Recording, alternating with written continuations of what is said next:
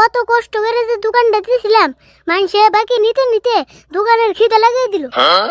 মঞ্জুরের ৫৭,০০০, ইয়ারুলের ৪৫,০০০, আর কয়টা ঘুমু দুনিয়ার মানুষের বাকি। আল্লাহ বাকির খাতা নিয়ে বই রয়েছে, কি যে কই বয়সকে।